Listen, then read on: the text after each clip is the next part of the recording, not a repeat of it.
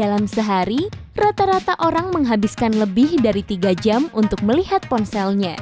Mungkin rasanya tidak terlalu lama, tapi itu lebih dari sebulan dan setengah tahun. Dengan waktu yang dihabiskan itu, kamu mungkin sadar ponsel barumu kehilangan 1 atau 2 tombol. Ini bukan imajinasimu. Tombol berandanya hilang, dan mungkin bukan itu saja.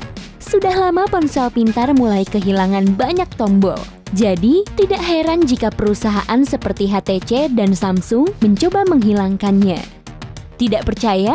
Lihat saja BlackBerry Electron, ponsel pintar pertama yang marak di pasaran. Dengan keyboard penuh serta tombol panggil dan tolak yang menakutkan.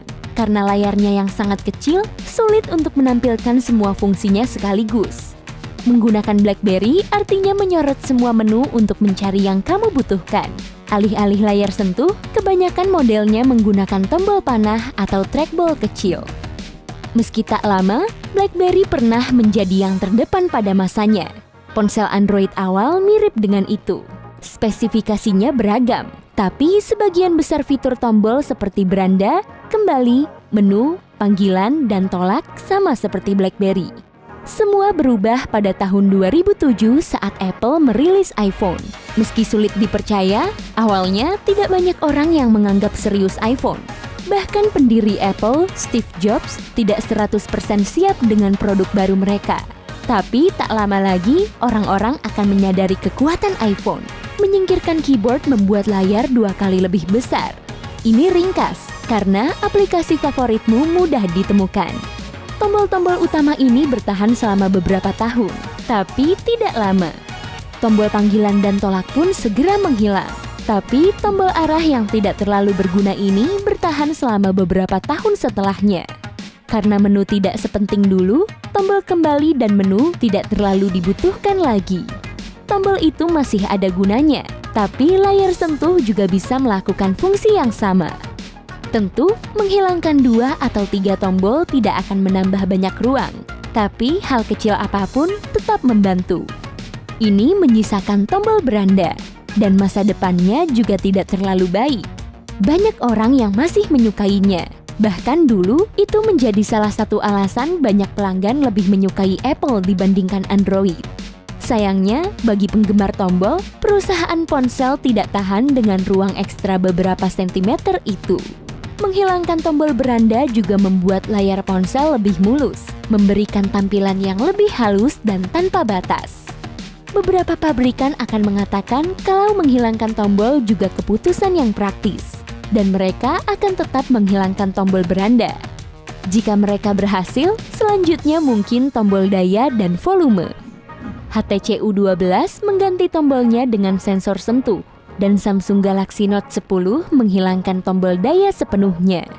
Kamu bisa mengganti pengaturannya agar tombol asisten suara berfungsi sebagai tombol daya, tapi itu akan menonaktifkan fungsi asisten suara. Alasannya, tombol yang lebih sedikit berarti tak banyak lagi bagian yang bergerak dan bagian yang rusak atau aus pun akan berkurang. Sayangnya, untuk HTC tidak ada bukti kuat untuk mendukungnya. Beberapa pelanggan bahkan merasa tombol tanpa tombol ini sulit digunakan. Belum lagi masalah terbesar ponsel tanpa tombol. Kebanyakan orang tidak menyukainya. Tanpa umpan balik fisik, sulit untuk mengetahui apakah kamu menekan tombolnya dengan benar. Belum lagi ada rasa memuaskan saat menekan tombol fisik. Ini yang disebut orang dengan umpan balik haptik. Banyak perangkat yang bergetar untuk memunculkan efek menekan tombol sungguhan. Tapi rasanya tak sama. Itu sebabnya banyak orang berpikir ponsel tanpa tombol itu hanya demam kekinian. Tapi saya ingin tahu pendapatmu. Apakah permukaan datar ini jalan menuju masa depan ataukah tombol beranda yang tetap membuat nyaman? Berikan pendapatmu di kolom komentar.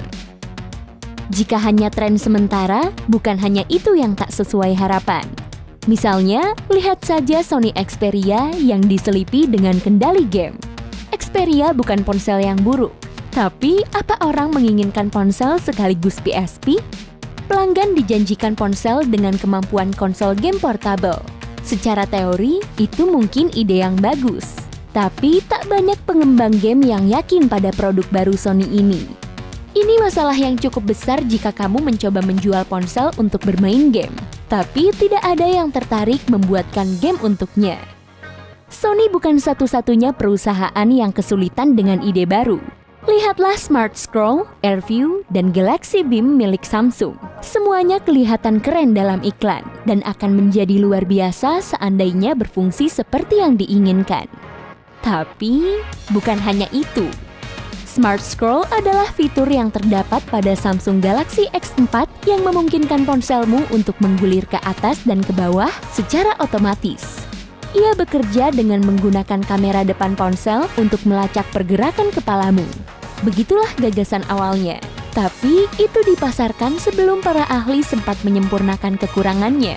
Kadang kamu harus menggerakkan kepala sangat jauh untuk membuatnya bekerja. Terlalu banyak pelanggan yang geram dengan fitur yang menurut mereka tidak dibutuhkan ini. Beberapa orang merasakan hal yang sama dengan AirView. Ini adalah fitur yang memungkinkan pengguna Samsung untuk melihat notifikasi tanpa menyentuh layar. Kamu bisa melakukannya dengan mengarahkan jarimu ke aplikasi yang diinginkan. AirView sejauh ini bekerja dengan baik mencari apa yang kamu tunjuk di layar. Tapi hanya untuk beberapa aplikasi tertentu. Pada Sony Xperia, pengembang sama sekali tidak menyentuhnya.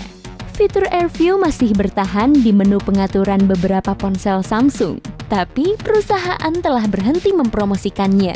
Jadi, banyak orang tidak sadar kalau fitur itu masih ada. Untuk Galaxy Beam, Samsung Galaxy Beam dan Beam 2 adalah satu-satunya ponsel dengan proyektor bawaan. Saya bisa mengakui itu cukup keren. Harganya lebih mahal daripada ponsel Samsung lainnya pada saat itu. Tapi, itu mungkin berhasil jika tidak ada beberapa kendala pada proyektornya. Masalah utamanya adalah baterai terlalu cepat habis yang membuat orang enggan menggunakan fitur khas dari Beam. Motorola mencoba hal serupa dengan perangkat Motomod mereka. Perangkat ini punya masalah yang mirip dengan Samsung. Tapi karena ini hanya perangkat tambahan, jadi tak begitu menjadi masalah. Sekarang saya harus menyebutkan merek pelopor kita, BlackBerry Storm. Ini adalah ponsel layar sentuh pertama BlackBerry, dan perusahaan sadar mereka membutuhkan hal besar agar mencolok. Bagaimana mereka bisa menarik konsumen? Dengan membuat bunyi klik. Layar dilengkapi sistem yang disebut SurePress, yang dirancang untuk meniru suara dan getaran keyboard fisik. Gagasan BlackBerry ini sudah benar. Ingat istilah yang tadi saya gunakan, umpan balik haptik? Orang-orang senang saat perangkat memberi mereka respons fisik. Hal yang membuat PlayStation populer adalah ia konsol pertama yang menyertakan pengontrol bergetar. Secara teori, ide yang sama juga bisa diterapkan untuk mengetik di ponsel. Sayangnya, BlackBerry tampaknya terlalu percaya diri saat mereka mencoba mensimulasi nuansa keyboard fisik. SurePress secara umum berfungsi dengan baik, tapi efek sampingnya itu memperlambat pengetikan. Ini mungkin bukan masalah besar, tapi waktu dan biaya untuk itu seharusnya bisa digunakan untuk memperbaiki kinerja Storm. Keyboard yang realistis itu bagus, tapi jangan sampai menghalangi fungsi ponselnya sendiri. Begitulah. Hey, jika kamu belajar hal baru hari ini, klik tombol suka di video ini, lalu bagikan dengan teman. Inilah beberapa video menarik lainnya yang bisa kamu tonton.